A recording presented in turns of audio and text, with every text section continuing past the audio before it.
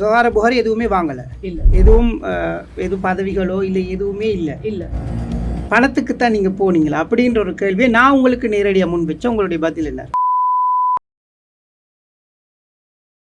சுகார புகாரி என்பிபியிடமிருந்து எவ்வளவு வாங்கினீங்க? எப்போ வாங்கினீங்க?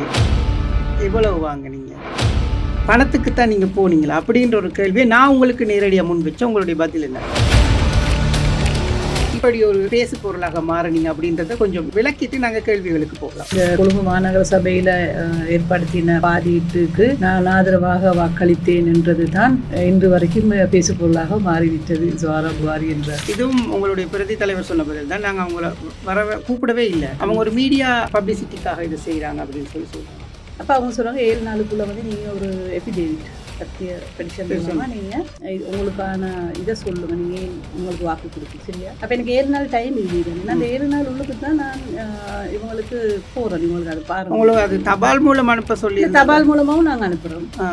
ஒரு மனிதன் மேலே பிரச்சாட்டு வைக்கிறதா இருந்தால் ஆதாரங்கள் தேவைப்படும். இப்போ அன்றைக்கு 10 வருஷத்துக்கு போகிறோம். நீங்கள் பாருங்கள், 20,000 வாக்குகள் எடுத்த கொழும்பு மக்கள் 2025ஆம் ஆண்டு 8,000க்கு குறைக்கப்பட்டது. காரணம் என்ன?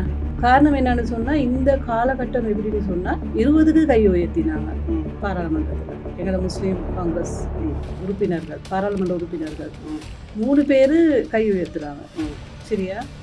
3 இப்போ இதுதான் வரலாற்றில் பெரிய துரோகம்.